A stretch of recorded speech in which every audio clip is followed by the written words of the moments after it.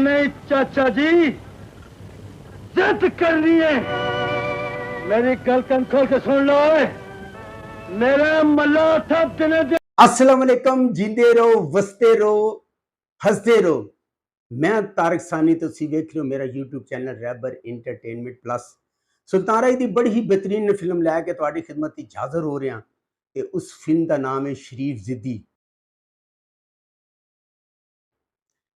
और इसका मुकम्मल तारफ ही पेश करांगा और तुहानूं दसांगा कि यह जिहड़ी शरीफ जिद्दी है ये किहड़ी फिल्म तो मुतासर हो के इसनूं दोबारा बनाया गया है, किहड़ी सुपरहिट फिल्म नूं कापी करके यह शरीफ जिद्दी बनाई गई है।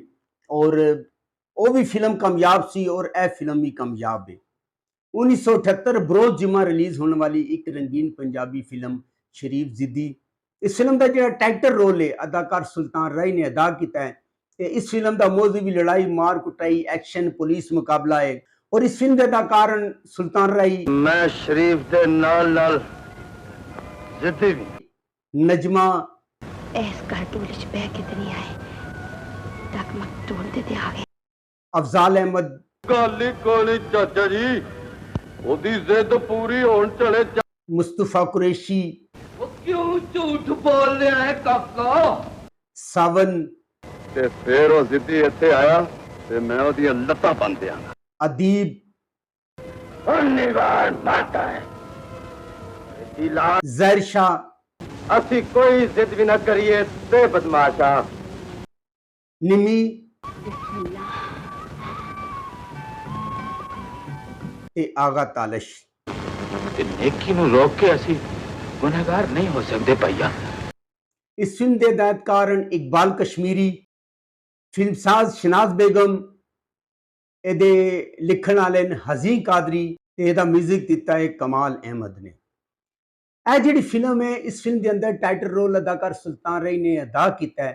सुल्तान राय का नाम इस फिल्म में अच्छू होंदा है ते अच्छू एक शरीफ इंसान होंदा है और शरीफ इंसान के होने के नाल वो एक जिद्दी इंसान भी होंदा है और अपने इलाके अपने महल्ले कोई भी गलत गल बर्दाश्त नहीं करता और कोई भी गलत काम होने नहीं देता।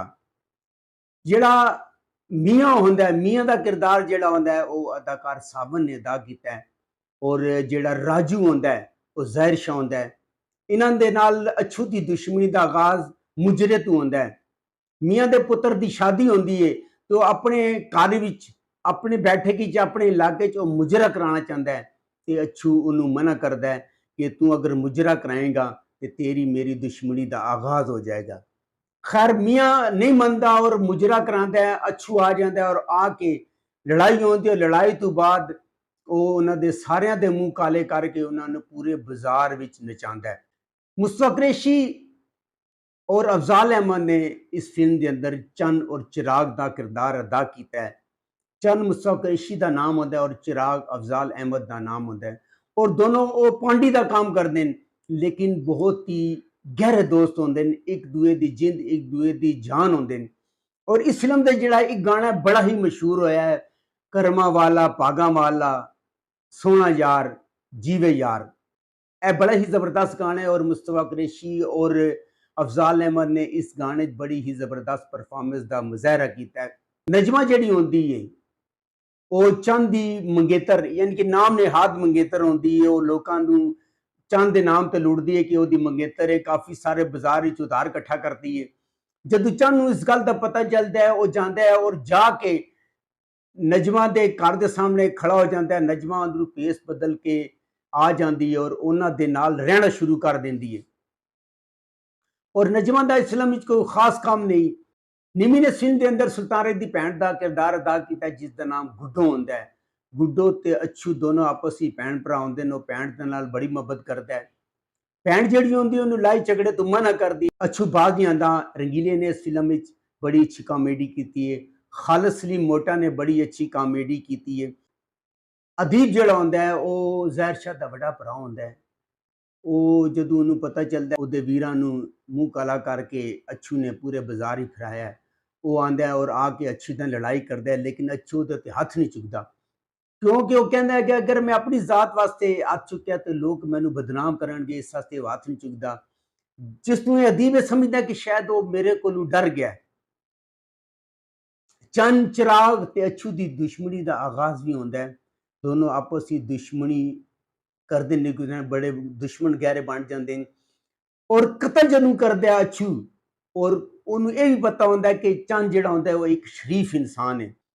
ਸੁਲਤਾਨ ਕਤਲ ਦੇ ਕੇਸ ਵਿੱਚ ਪਕੜਿਆ ਜਾਂਦਾ ਹੈ, ਔਰ ਜਾਣ ਤੋਂ ਪਹਿਲੇ ਉਹ ਆਪਣੀ ਜਿਹੜੀ ਭੈਣ ਹੁੰਦੀ ਏ ਉਹਨੂੰ ਚੰਨ ਦੇ ਹਵਾਲੇ ਕਰ ਦਿੰਦਾ, ਔਰ ਕਹਿੰਦਾ ਕਿ ਮੇਰੇ ਜੇਲ੍ਹ ਤੋਂ ਆਉਣ ਤੱਕ ਤੂੰ ਇਹਦੀ ਇੱਜ਼ਤ ਦੀ ਹਿਫਾਜ਼ਤ ਕਰਨੀ ਹੈ। ਔਰ ਜਿਹੜਾ ਚੰਨ ਹੋ ਜਾਂਦਾ ਉਹ ਆਪਣੀ ਭੈਣ ਨੂੰ ਬੁਲਾ ਲੈਂਦਾ, ਔਰ ਆਪਣੇ ਘਰ ਲੈ ਆਂਦਾ। ਜਿਹੜਾ ਚਿਰਾਗ ਹੁੰਦਾ ਹੈ ਉਹ ਉਹਦੇ ਤੇ ਬੁਰੀ ਨਜ਼ਰ ਰੱਖਦਾ, ਔਰ ਉਹਦੀ ਇੱਜ਼ਤ ਲੁੱਟਣ ਦੀ ਕੋਸ਼ਿਸ਼ ਕਰਦਾ ਹੈ। ਚੰਨ ਜਿਹੜਾ ਹੁੰਦਾ ਉਹਨੂੰ ਮਾਰਦਾ ਹੈ, ਔਰ ਇੱਥੋਂ ਆ ਕੇ ਉਹਨਾਂ ਦੀ ਦੁਸ਼ਮਣੀ ਦਾ ਆਗਾਜ਼ ਹੁੰਦਾ ਹੈ। ਔਰ ਚਕੋਰੀ ਨੇ ਇਸ ਫਿਲਮ ਦੇ ਅੰਦਰ ਇੱਕ ਤਵਾਇਫ ਦਾ ਕਿਰਦਾਰ ਅਦਾ ਕੀਤਾ ਹੈ। ਅਦੀਬ ਵਗੈਰਾ ਚਕੋਰੀ ਨੂੰ ਇਸਤੇਮਾਲ ਕਰਕੇ ਚੰਨ ਔਰ ਚਿਰਾਗ ਦੇ ਦਰਮਿਆਨ ਜੁਦਾਈਆਂ ਪਾ ਦਿੰਦੇ ਨੇ, ਔਰ ਆਪਸ ਵਿੱਚ ਦੁਸ਼ਮਣ ਬਣ ਜਾਂਦੇ ਹਨ। ਖੈਰ ਐਂਡ ਤੇ ਸਾਰੀ ਸਿਚੁਏਸ਼ਨ ਪਤਾ ਚਲਦੀ ਹੈ, ਐਂਡ ਸਾਰੀ ਕਹਾਣੀ ਖੁੱਲਦੀ ਹੈ ਕਿ ਇਹ ਸਾਰੀ ਉਹਨਾਂ ਦੀ ਸਾਜ਼ਿਸ਼ ਸੀ। ਅਸਲ ਜਿਹੜੀ ਕਹਾਣੀ ਮੈਂ ਤੁਹਾਨੂੰ ਦੱਸਣਾ ਚਾਹ ਰਿਹਾ, ਇਸ ਫਿਲਮ ਦੀ ਜਿਹੜੀ ਕਹਾਣੀ ਸੀ ਉਹ ਚਾਚਾ ਖਵਾ ਮੁਖਾ ਦੀ ਸੀ।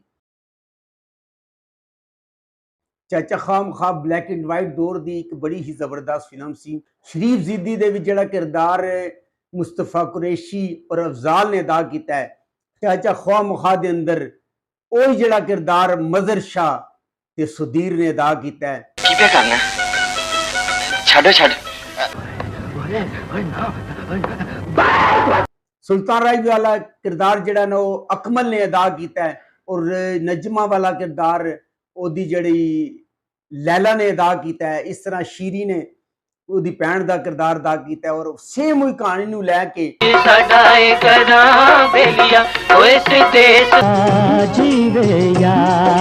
ਚਾਚਾ ਖਾਮ ਖਾਂ ਆਪਣੇ ਦੌਰ ਦੀ ਬੜੀ ਸੁਪਰ ਹਿੱਟ ਫਿਲਮ ਸੀ। ਔਰ ਉਸ ਫਿਲਮ ਤੋਂ ਮੁਤਾਸਰ ਹੋ ਕੇ ਸ਼ਰੀਫ ਜ਼ਿੱਦੀ ਨੂੰ ਇਕਬਾਲ ਕਸ਼ਮੀਰੀ ਨੇ ਬਣਾਇਆ, ਔਰ ਚਾਚਾ ਖਾਮ ਖਾਂ ਵੀ ਸੁਪਰ ਹਿੱਟ ਸੀ। ਔਰ ਤੇਰੇ ਘਰ ਵੀਰ ਦਾ ਪਿਆਰ ਹੀ ਮਿਲਿਆ ਸੀ ਨਾ, ਤੇ ਮੇਰੇ ਕਾਰਨ ਬਾਬਲ ਦੇ ਤੂੰ ਮੇਰੀ ਭੈਣ। ਸ਼ਰੀਫ ਜ਼ਿੱਦੀ ਵੀ ਸੁਪਰ ਹਿੱਟ ਸੀ। ਅਗਰ ਤੁਹਾਨੂੰ ਮੇਰੀ ਮਾਲੂਮਾਤ ਅੱਛੀ ਲੱਗੀ ਹੋਵੇ, ਮੇਰੇ ਚੈਨਲ ਨੂੰ ਲਾਈਕ ਕਰੋ, ਸਬਸਕ੍ਰਾਈਬ ਕਰੋ ਤੇ ਸ਼ੇਅਰ ਕਰੋ। ਤੇ ਨੈਕਸਟ ਵੀਡੀਓ ਤੱਕ ਰੱਬ ਰਾਖਾ।